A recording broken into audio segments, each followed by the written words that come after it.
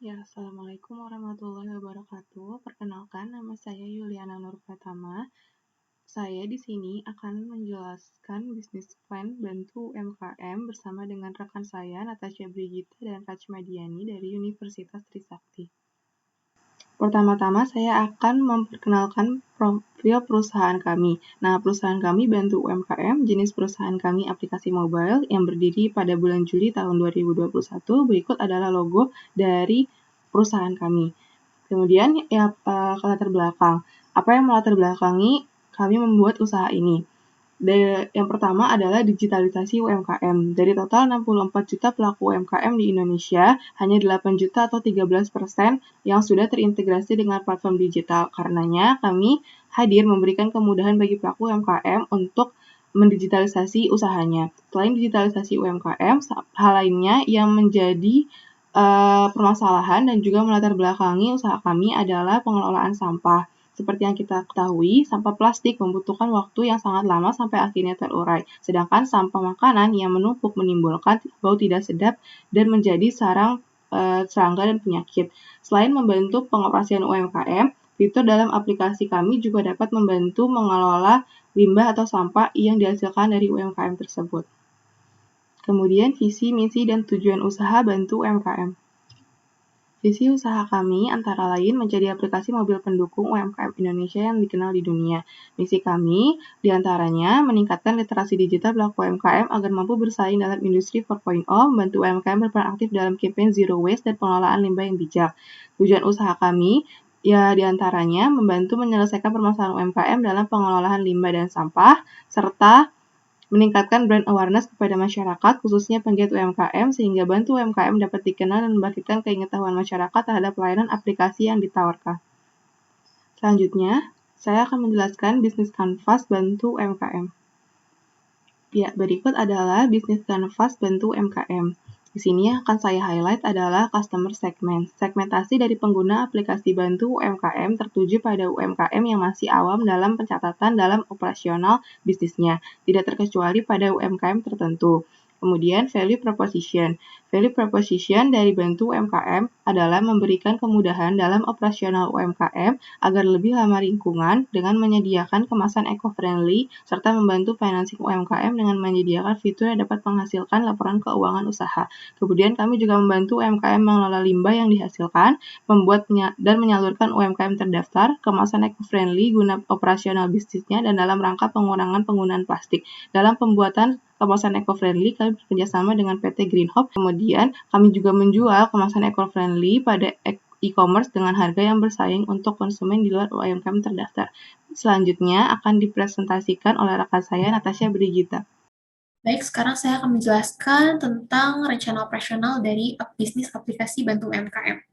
Bantu UMKM merupakan bisnis yang berbentuk aplikasi mobile di mana aplikasi ini bertujuan untuk membantu para pelaku UMKM nasional dalam menjalankan kegiatan operasional bisnisnya sekaligus mengelola limbah yang dihasilkannya.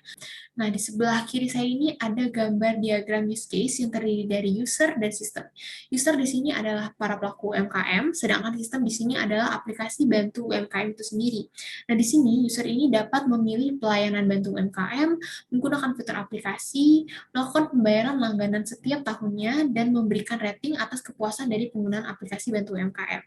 Sedangkan sistem ini dapat menerima data berupa data transaksi dan data pesanan, kemudian menjalankan aplikasi sesuai dengan perintah dari user, melakukan konfirmasi ke user, misalnya apabila aplikasi ini hendak mengakses lokasi dari user, maka harus ada konfirmasi ke user terlebih dahulu. Dan yang terakhir adalah menyimpan data dalam bentuk data transaksi, data pesanan, dan juga laporan-laporan keuangan.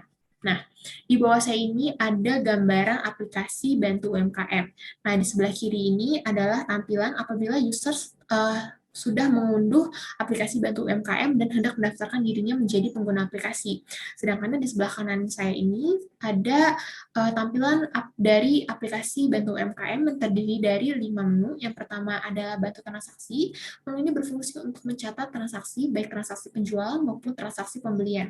Yang kedua ada bantu pesanan untuk mencatat pesanan-pesanan yang masuk. Kemudian yang ketiga ada bantu laporan. Menu ini menghasilkan 3 laporan, yaitu laporan laba rugi, laporan hutang, dan laporan pelanggan. Yang keempat ada menu bantu pajak. yang terdiri dari 2 layanan, yaitu konsultasi pajak gratis bagi UMKM yang belum memiliki NPWP dan hendak mendaftarkan dirinya, dan yang kedua adalah ruang belajar pajak gratis yang bertujuan untuk membantu para pelaku UMKM yang mengalami kesulitan dalam menghitung, menyetor, dan melaporkan pajaknya. Nah, yang terakhir ada menu bantu olah limbah. Nah, melalui menu ini, pelaku UMKM ini akan membuang limbahnya dan akan kami olah menjadi biomasa sebagai tenaga pembangkit listrik yang nantinya akan disalurkan kembali kepada para pelaku UMKM dalam bentuk subsidi listrik. Nah, kemudian kami juga akan bekerja sama dengan perusahaan lain untuk mengelola limbah yang dihasilkan menjadi packaging yang ramah lingkungan. Nah, kemudian untuk rencana pemasaran, di sini kami akan melakukan beberapa cara. Yang pertama itu melalui insentif. Aplikasi Bantu UMKM akan menggunakan insentif seperti referral code dan diskon biaya pelanggan untuk menarik calon pelanggan. Kemudian kami juga akan melakukan pemasaran strategis yang akan dilakukan melalui berbagai platform media sosial seperti Instagram, TikTok, Facebook, dan berbagai platform lainnya. Bisa saya sebutkan satu persatu. Nah, yang ketiga, kami juga akan melakukan partnership dengan beberapa organisasi yang memiliki tujuan yang sama dengan aplikasi Bantu UMKM itu sendiri, sehingga memungkinkan bisnis kami untuk mendapatkan pengguna yang lebih banyak. Dan yang terakhir, sekalipun banyak strategi yang dapat dilakukan, akan tetapi semuanya kembali kepada kualitas aplikasi Bantu UMKM. Maka dari itu, kami akan terus mengembangkan aplikasi dan fitur-fitur terkait sehingga kualitas aplikasi Bantu UMKM ini dapat dirasakan oleh para pengguna yang diwujudkan dalam pemberian rating aplikasi serta terciptanya positive word of mouth. Baik, untuk rencana organisasi, bentuk perusahaan dari aplikasi Bantu UMKM ini adalah firma, di mana bisnis ini dibentuk oleh 2 orang atau lebih dengan tanggung jawab yang sama untuk setiap anggotanya. Kemudian untuk partnernya, kami berencana akan berpartner dengan pembangkit listrik tenaga sampah setempat, serta perusahaan biofuel yang nanti merekalah yang akan mengelola limbah-limbah UMKM ini menjadi bioenergi listrik yang nantinya akan disubsidikan kepada UMKM yang berpartisipasi dalam pengurangan limbah. Dan terakhir adalah struktur organisasi. Di sini struktur organisasinya terdiri dari CEO, kemudian di bawahnya ada tim pembuat aplikasi, dan juga ada tim manajemen. Sekarang kita masuk ke rencana keuangan. Di sini Bantu UMKM merencanakan untuk berinvestasi awal sebesar Rp637.100.000, yang mana struktur permodalan ini terdiri dari 80% modal sendiri dan 20% pinjaman.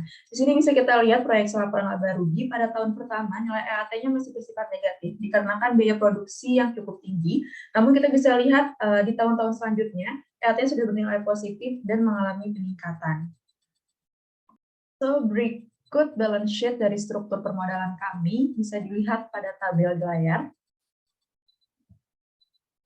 Nah, nggak lengkap nih apabila kita membicarakan perencanaan bisnis tanpa membicarakan metode investasi jangka panjang. Di sini Bantu UMKM menggunakan 3 metode investasi jangka panjang. Yang pertama ada payback period, di mana dalam menggunakan rumus payback period kita bisa mengetahui bahwa Bantu UMKM ini dalam pengembalian modalnya memiliki waktu durasi selama 4 tahun, 1 bulan, 8 hari. Lalu metode yang kedua ada metode NPV atau Net Present Value, di mana kita bisa lihat pada tabel. Dalam 5 tahun, Bantu UMKM sudah memiliki nilai NPV yang positif sebesar Rp243.974.560. Nah, lalu metode yang terakhir ada Profitability Index. Berdasarkan rumus dari Profitability Index itu sendiri, kita bisa tahu nih bahwa Bantu UMKM ini memiliki indeks profitabilitas yang baik karena memiliki angka lebih dari 1. Sekarang kita masuk ke rencana inovasi dan teknologi, yang mana untuk rencana inovasi ini kami merujuk pada 5 elemen average and progress, di mana Bantu UMKM ini melihat pada 4 elemen, yaitu ada keuntungan relatif, kompatibilitas, kompleksitas, dan observability. Untuk inovasi itu sendiri, kami berupaya untuk terus menciptakan inovasi-inovasi baru, sehingga aplikasi Bantu UMKM ini dapat terus berkembang, salah satunya dengan menambahkan fitur-fitur baru di aplikasi Bantu UMKM ini. Sementara untuk rencana teknologi, di sini kami berencana untuk menggunakan software React Native sebagai software untuk membangun dan mengembangkan aplikasi Bantu UMKM ini, sehingga aplikasi Bantu UMKM ini dapat digunakan baik di Android maupun di iOS. Untuk rencana kerjasama ini sama seperti kerjasama pada usaha-usaha pada umumnya, di mana di sini hubungan kerjasama diikat dengan adanya surat perjanjian kerjasama atau SPK, sehingga setiap pihak ini lebih terikat dan memiliki tanggung jawab di setiap kegiatannya. Baik, sekian presentasi yang dapat kami sampaikan. Kurang lebihnya mohon maaf. Selamat pagi. Assalamualaikum warahmatullahi wabarakatuh. Have a good day.